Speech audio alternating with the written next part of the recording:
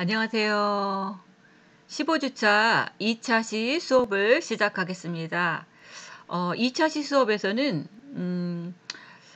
이제 거의 이제 종강을 하면서 이 미술 치료와 색채 치료에 대해서 이제 간단하게 좀 설명을 해 드리려고 해요. 우리가 이제 미술 이해를 수업을 들으면서 궁금해하는 친구들도 있고, 그러면 미술 치료와 색채 치료는 뭘까요? 막 그런 얘기들이 있어서 한번 요 수업을 진행을 해 보려고 합니다. 예. 그래서 미술 치료란 색채 치료란 요 두 개를 가지고 한번 알아보겠습니다. 미술 치료부터 알아보겠는데요. 그러면 이 미술 치료란 무엇인가? 이 미술 치료라는 거는요, 심리 치료의 일종입니다. 그래서 미술 활동을 통해서 이런 감정이나 내면 세계를 표현하고요. 이런 기분의 이완과 이런 감정적인 스트레스를 완화시키는 방법이죠. 이 말로써 표현하기 힘든 느낌, 또 생각들을 이런 미술 활동을 통해서 표현해서 이런 안도감이나 감정의 정화를 경험하게 되고, 내면의 마음을 돌아볼 수 있도록 해서 이런 자아 형성을 촉진시키는 치료법이 이 미술 치료입니다. 이 미술 치료의 장점은 뭐냐고요? 이 미술 치료의 장점은 이 심상의 표현입니다. 미술은 이런 심상의 표현을 가능하게 하고요. 또 형성된 그런 심상은 성격 형성에 영향을 줍니다. 그리고 공간성을 갖죠. 미술은 시 공간이 초월이 음, 가능하므로 인물의 표현, 상황, 감정, 장소 이런 것들을 한 공간의 표현이 가능하게 합니다. 그리고 창조성과 에너지 유발을 할 수 있어요. 그래서 미술 활동을 시작하기 전에 이런 신체적 에너지가 떨어져 있는 대상자가 미술 활동을 통해서 창조적인 에너지를 발산시킬 수 있다는 것이죠. 이게 미술 치료의 장점입니다. 음, 그래서 이런 심상적인 표현, 공간성, 그 다음에 이런 창조와 에너지를 유발할 수 있는 게 이 미술 치료의 장점이라고 할 수 있습니다. 그렇다면 미술 치료의 정의는 무엇일까요? 그 얘기입니다. 이 모든 인류의 문화 속에서 이런 사람의 감정이나 이런 소망, 또 생활 모습, 환경, 그 밖에도 이 언어로 표현할 수 없는 신비한 것들이 이 미술 작품으로 표현되어 왔다는 것이죠. 우리가 이제 현대를 살고 있는 우리 삶의 모든 영역에서 미술이 들어있지 않은 것은 없다고 해도 과언이 아닙니다. 그러면 미술 치료란 무엇일까요? 그 얘기입니다. 미술 치료는 이런 예술의 영역과 심리학의 영역이 만나서 이루어진 분야입니다. 그리고 이런 미술 활동을 통해서 사람들의 심리를 진단하기도 하고요. 또 심적으로 어려움을 겪고 있는 사람들을 치료하는 것을 일컫는 말이기도 합니다. 그래서 이제 미술 치료를 통해서 사람이 뭐 좀 더 뭐 감정이 좋아졌다, 뭐 또 아니면 우울했던 것들이 치료가 되었다, 뭐 아니면 스트레스가 굉장히 뭐 했던 것, 뭐 여러 가지 감정들이 있죠. 우리는 이렇게 말로써 표현하기 힘든 그런 자신의 감정이나 생각들을 미술 활동을 통해서 표현할 수 있다는 겁니다. 그래서 자신의 그런 내면 세계를 미술 창작 활동을 통해서 표현하고 표출하면서 이런 심리적인 안정과 감정의 전환, 그리고 이 카타르시스를 경험하게 된다는 것이죠. 또 자기 이해와 통찰을 하게 되어서 스스로 이런 내면의 갈등을 조정할 수도 있게 하고요. 또 자신에게 있는 그런 삶의 문제들을 해결하고 적응할 수 있는 힘을 갖게 되기도 합니다. 그래서 미술을 통한 자기 표현과 그런 승화작용을 통해서 자아 형성을 촉진하고 자신의 그런 내적 세계와 외적 세계의 조화를 이룰 수 있게 되어 의미 있는 삶을 살아갈 수 있도록 도와주는 것이 미술 치료입니다.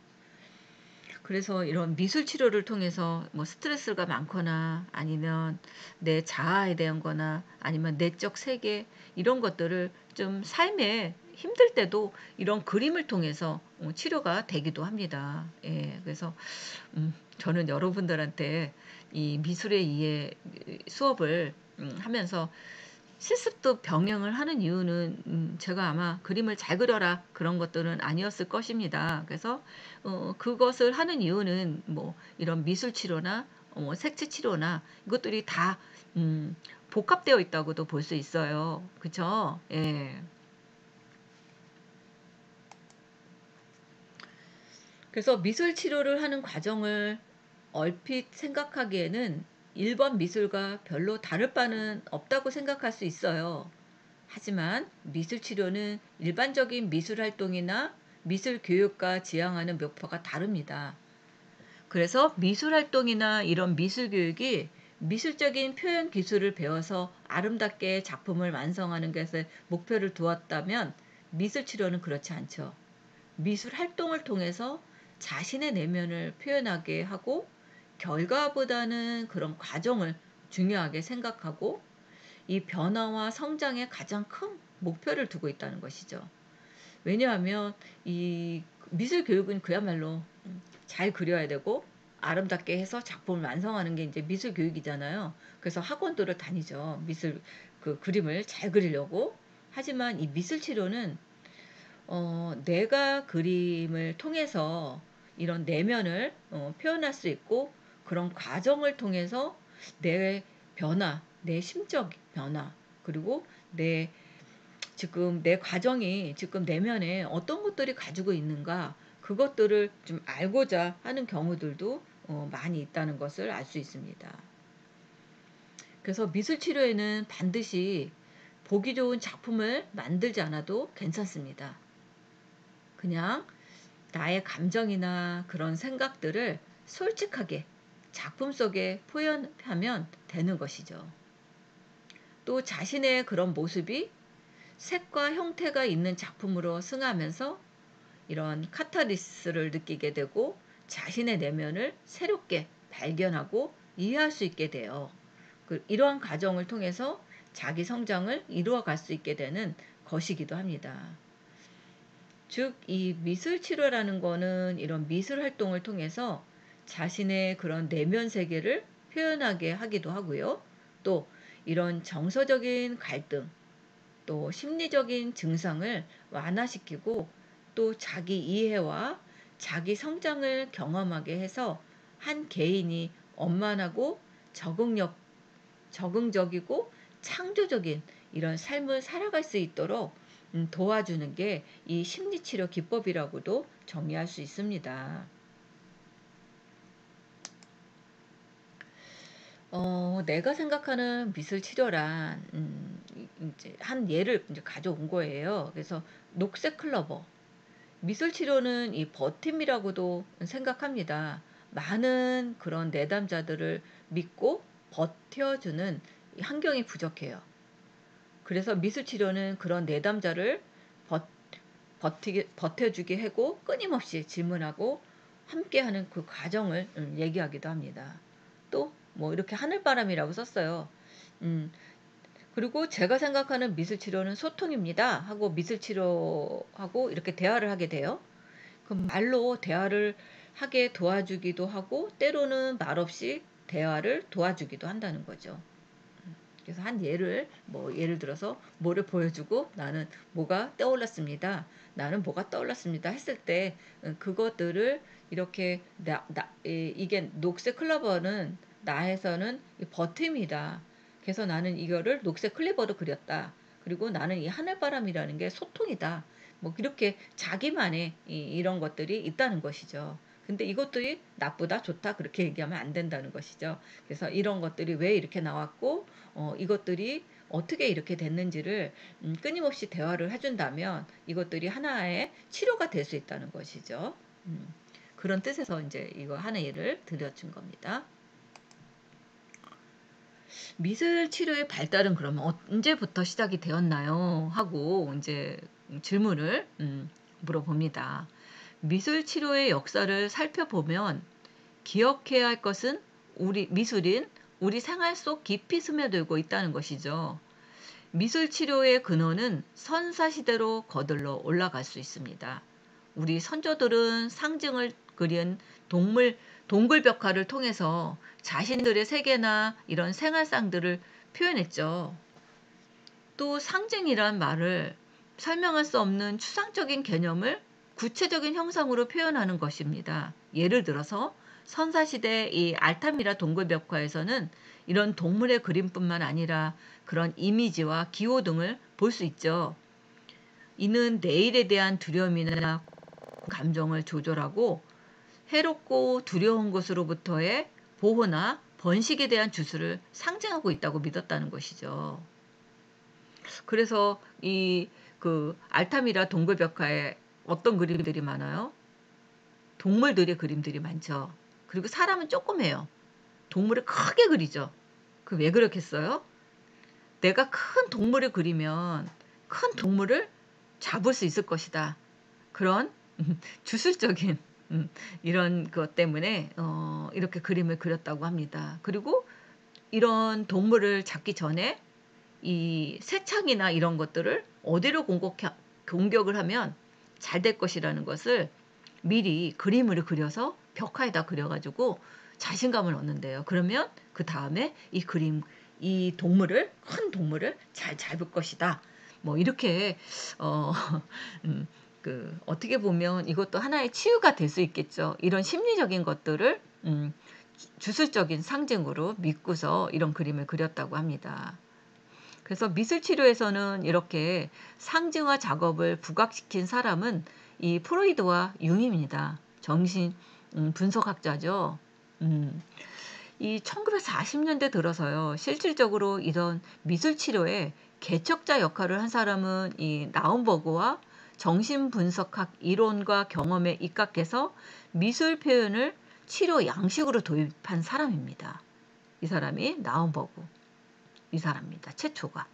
나움버그라는 이 사람은 환자의 표현을 통해서 무의식 세계를 방치시키려는 데 역점을 두고 이런 치료적인 관점으로 접근했다는 것이죠.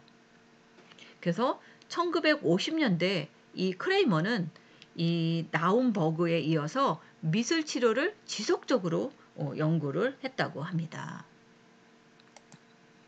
이 크레이머는 미술활동 과정을 통해서 어떻게 자신의 갈등을 표출하고 파괴적인 에너지를 창조적인 에너지로 전환시키는가를 주목했다는 것이죠. 그래서 창조성을 강조했던 그의 접근법은 치료를 중심으로 했던 이 나움버그와 차이를 나타냅니다.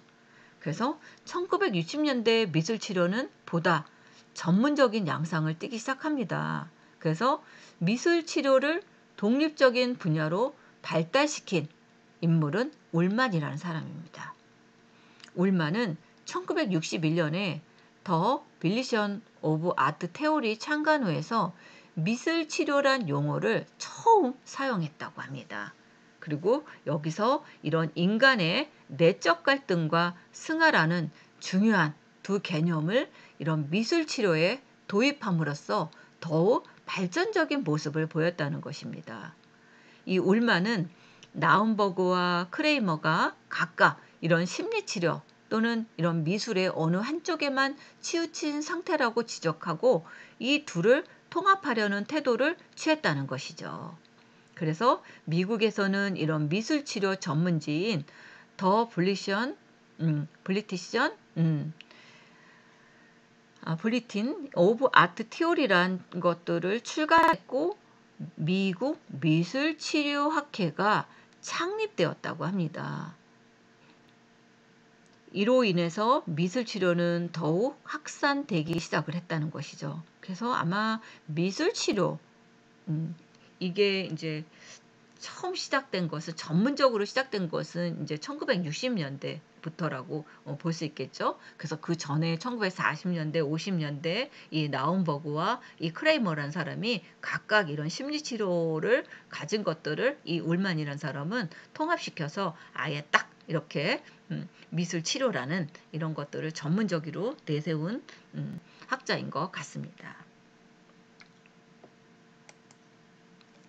우리나라에서는 이런 임상심리나 정신의학 등 다양한 영역에서 이선 미술치료의 필요성을 인식해서 관심 있는 전문가들이 이런 연구나 치료에 미술치료 방법을 도입하는 것으로 미술치료가 시작이 되었다고 합니다. 그래서 이 1992년에 김동연 최외선 교수를 주축으로 해서 한국미술치료학회가 창립되어서 미술 치료는 더욱 전문적인 양상을 보이기 시작을 했고요.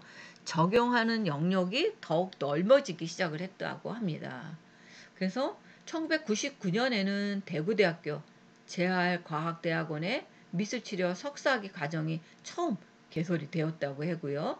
이후에 영남대학교를 비롯한 여러 대학원의 이런 미술치료 석박사 과정이 개설됨으로써 현장뿐만 아니라 심리학과, 뇌과학 등 여러 학문적인 영역에서 서로 교류하여 지속적으로 발전하고 있다고 합니다. 그래서 요즘은 이런 그 미술 치료뿐만 아니라 전 분야의 이런 그 치료가 굉장히 테라피라는 것들이 엄청나게 많죠. 이 미술 치료의 근원은 표를 하나 이렇게 제가 하나 가져왔습니다. 미술 치료는 인간의 생활과 더불어 발달되었다고 볼 수 있다고 합니다. 이렇게 신석기 시대에는 이렇게 벽화를 그리기 시작했고요. 라스코 동굴 벽화에서 이렇게 심리적인 이런 것들을 했다는 것이죠. 그리고 미술 치료가 시작이 된 것은 1907년 이래로 미국의 정신과 병동에서 환자들이 미술가들이 지도 아래 이런 미술 활동을 했다고 합니다. 1907년에 그 이후에 이 1940년대부터 심리치료의 양식으로 미술 표현이 도입이 됐고요. 또 이 아까 얘기했죠. 이 나움버그하고 크레이머 이런 사람들이 이런 것들을 했다고. 그래서 어떻게 되냐면 이 그 미술 치료가 이제 시작이 되면서 이 크레이머가 있었고요. 또 뭐가 있었다 그랬죠? 우리가 이 상징성이 있었다 그랬죠? 미술 치료가 시작이 된 게 이런 상징성이 있었다 그랬죠? 그래서 20세기 초에 이 의학인 이 이미지, 인간의 감정, 무의식적. 그래서 프로이드 이 꿈을 무의식적 상징성으로 했다 그랬죠. 그리고 융도 이 집단 무의식, 이 보편적인 무의식을 통해서 다른 문화권들의 공통된 상징이 나타나는 것을 발견했다고 그랬죠. 그리고 나움버그는 이런 정신분석학 이론과 경험에 입각해서 미술 표현을 치료 양식으로 도입했다고 얘기했습니다. 이것들을 해서 1940년대 이 미술 표현이라는 것들이 되었고요.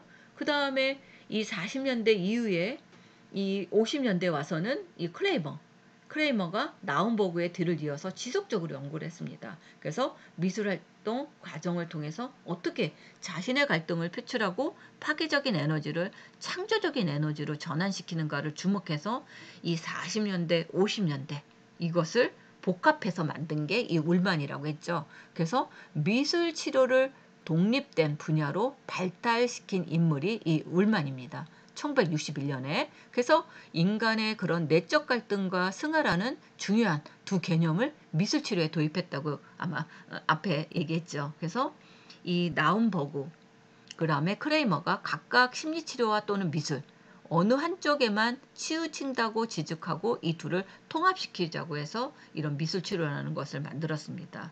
그래서 이 미국에서는 이런 미술치료학의 창립을 했고요. 그래서 학회가 창립되어서 미술치료에 대한 관심이 확산이 되기 시작했습니다. 그래서 이렇게 미술치료라는 이 창간호, 미술 잡지도 이렇게 내었고요. 그리고 이것들이 발전이 되면서 미술 치료의 발전이 되면서 이런 정신분석적 입장에서 출발하여 환자에게 책임과 의무를 부여하는 실존주의적 방향으로 선회되기도 합니다. 그래서 미술 치료에 다양한 이론적인 접근이 도입이 됐다고 할 수 있겠죠. 우리나라는 이 한국에서의 이 치료라는 것은 미술 치료는 1990년대 있었다고 그랬죠. 그래서 1990년대부터 미술 치료는 전문적인 양상을 보인 게 우리나라는 1990년대입니다. 서양보다 한 30년 후에 시작이 된 거죠. 이런 다양한 필요와 요구로 미술 치료사가 필요하게 되었고 또 다양한 시설에서 미술 치료가 실시가 되었죠. 지금은 아주 광범위하게 되어 있습니다. 아주 구체적으로 세분화되어서 이 치료가 아주 다양합니다.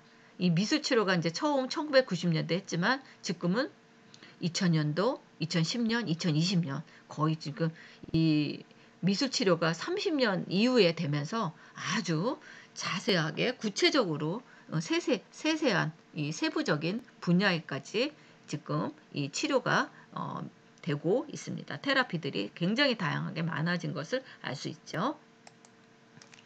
그래서 미술치료의 장점은 세상에는 다양한 미술치료 기법들이 있죠.